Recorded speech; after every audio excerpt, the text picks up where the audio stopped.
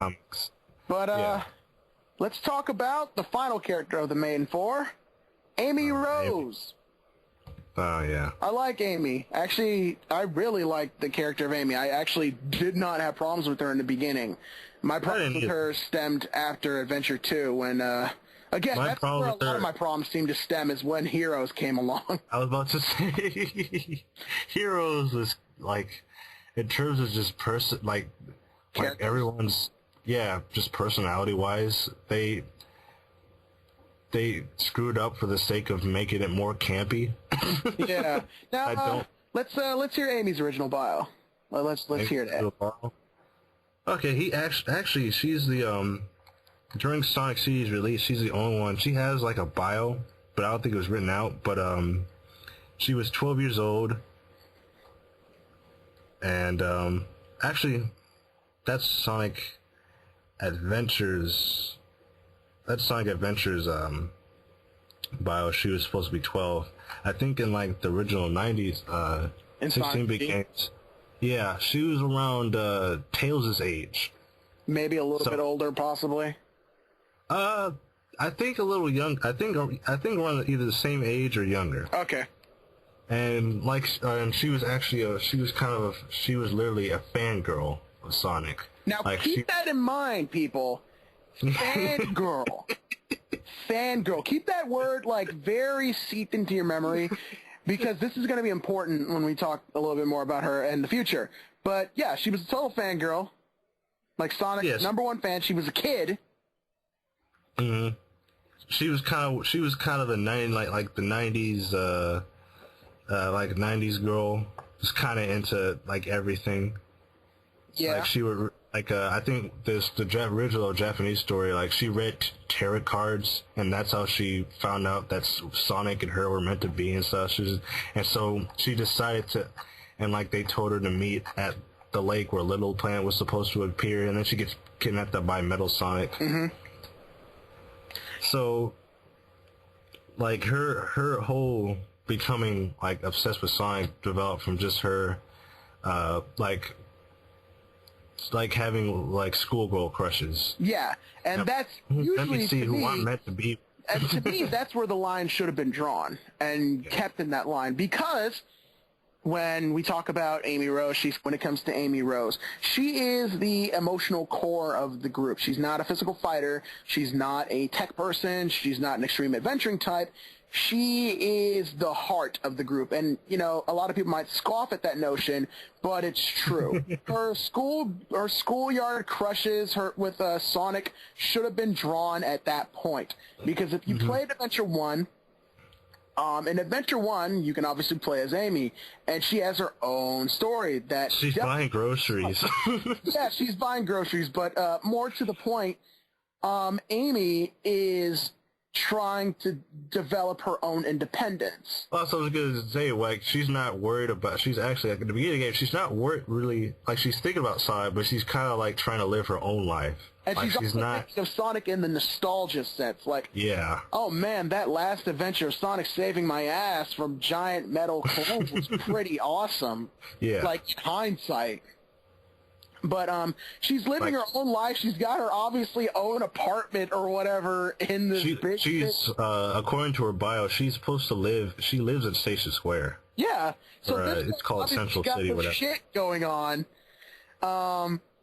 And she wants her independence with Sonic. She feels like she doesn't want to always have to depend on him, and she does that very well in Adventure by doing her own little side mission when it came to saving the Flicky and saving the Flicky's parents, which ties in with the E102 Gamma's story.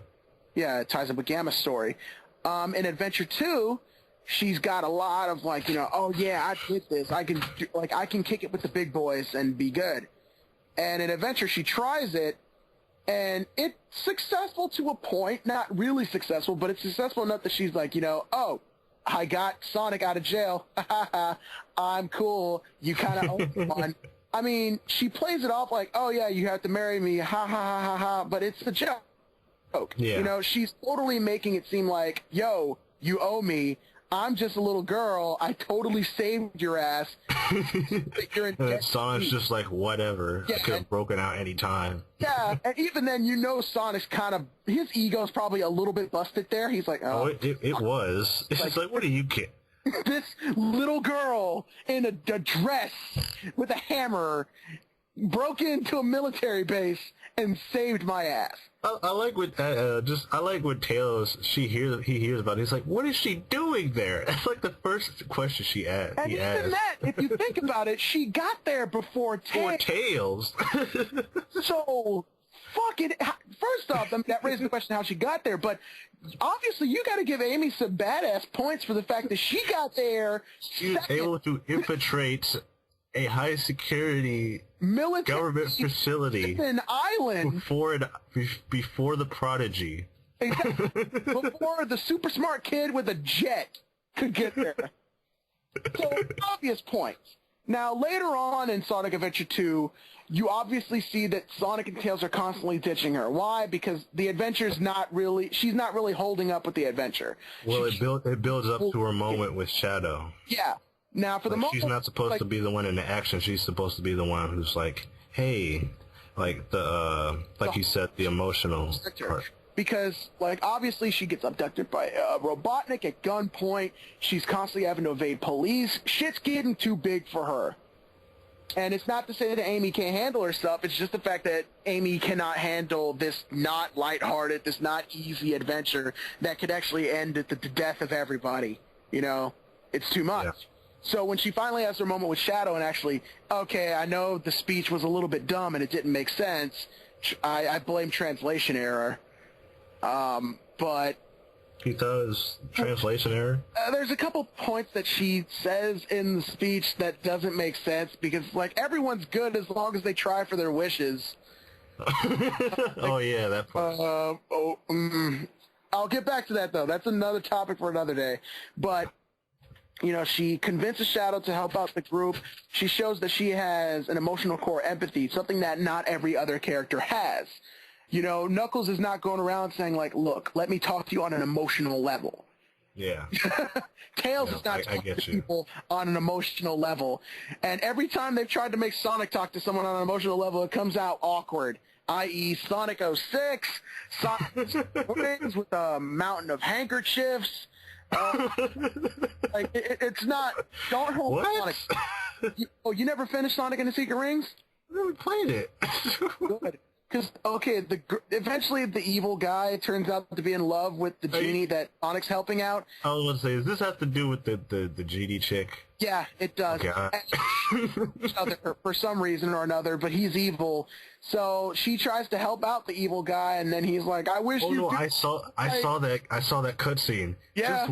I'll wish for a mountain of handkerchiefs. And I'm now just cry. You'll have plenty of handkerchiefs to get you through it. And I'm just like, that's kind of being a dick. Not only that, but that is the most cheesy Saturday night special high school Degrassi bullshit ever. With but Gene back Snow. to Amy. Oh, okay. Now, my problem with Amy is the fact that once Heroes came on the scene, she became not a fangirl who happened to think Sonic was a cool person. She became that chick who tried to kill the writer in that one movie. Yeah.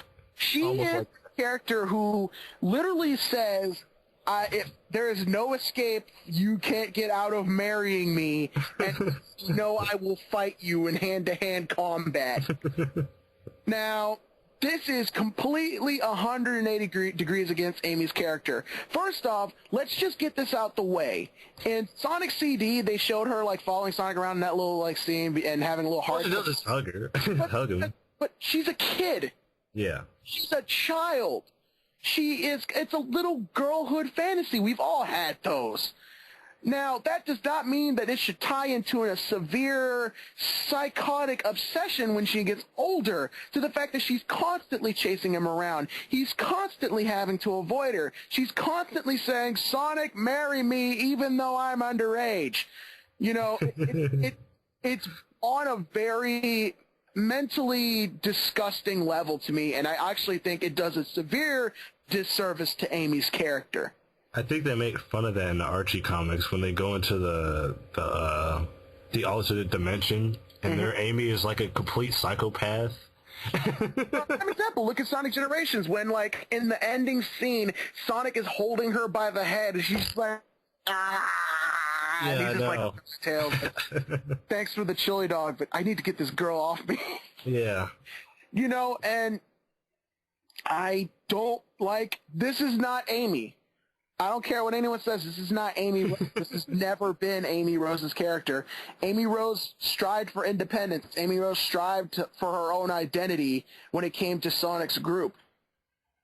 Amy Rose strived for, I need to validate myself by marrying Sonic, and I will beat him until he says yes.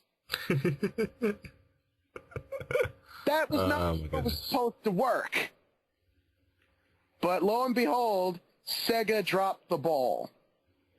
Now, actually, just to point out something, her original, she was actually a character that was developed even before Sonic CD. oh really? Yeah, in the Japanese manga promoting Sonic 2, actually. So Amy Rose was actually she was that chick that Sonic had a crush on. Ah, interesting. Yeah. And how the tables have turned. Yeah. And I think in the manga they tried to play a Superman thing where Sonic, at first he was this nerdy dude, and then when Eggman came, he became super cool breeze Sonic the Hedgehog. I like that, actually. Yeah. There needs to be more of, like, an actual plot. Like, reboot the Sonic universe and start from scratch. Oh my god, I'd actually be happy for a reboot at this point. Really? I would. You have no idea how much I'd be happy for a reboot and start from scratch. Because the thing about it is, like, they've written themselves into a corner with these characters that all these characters have one note. Tails is techno-babble, go over your head, like, nothing but, like, the transistors of my radio, blah, blah, blah, blah, blah, you know? I should say it should be in a reboot in the spirit of how Sonic Adventure was a reboot. Like, they didn't change the story. Like, they just updated the characters and gave them fleshed out. Like, Sonic 06 was supposed to be a complete reboot where they would have none of the backstory, which is why the story doesn't really make sense. No, but their reasons behind it didn't make sense either. We made it a reboot so people could easily jump in and play and not have to worry about any backstory. Same problem that they had with Sonic Unleashed. They tried to do that shit too, and it made it even more confusing. Yeah, Sonic Unleashed was supposed to be a reboot too. Oh wow, I didn't even know that. I mean, I know it was a reboot in terms of gameplay, but not in terms of story. Yeah, they wanted to make it so, like, anyone could jump in, like, and never have played a Sonic game before, even though the game starts out with Super Sonic, and that doesn't make a damn lick of sense. But we're talking about gameplay. Let's not go there. As far as the characters are concerned, you had 4 different characters, each of them unique with their own personality traits that the other person didn't necessarily have.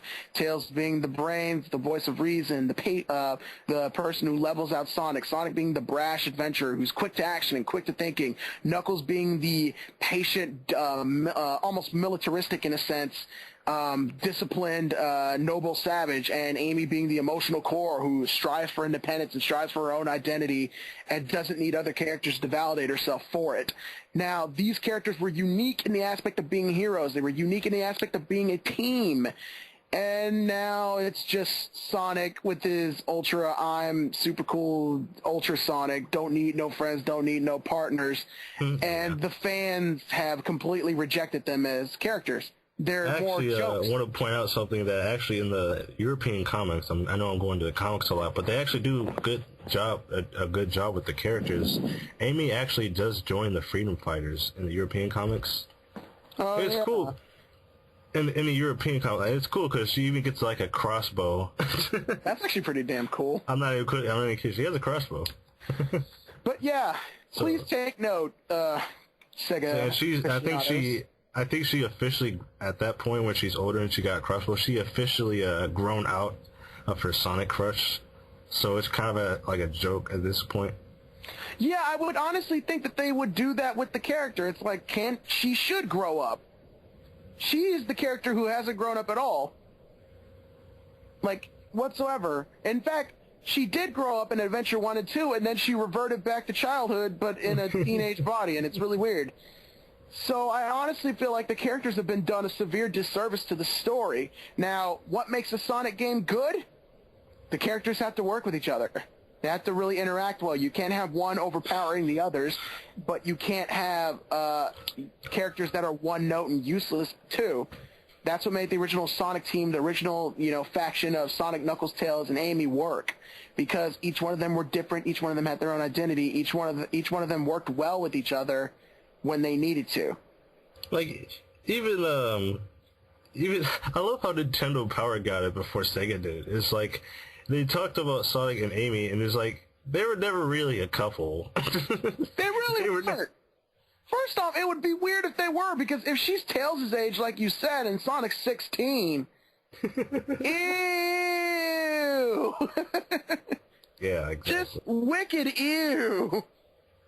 But, that's all the time we have for today. That was the heroes of the Sonic universe, the main four. Raging Crow, that guy with the fro, and he's Rocket Brown, and this is, what makes a Sonic game work. I'm sticking with that title, or at least I'm going to try to. And I'll remember it. Thank you. Please keep me up on reminding me about that, because I tend to rant and talk off the handle. But we'll be back later with villains, anti-heroes, and some side characters. But till then, that's I'm it. Rocket Brown, and I'll see you around.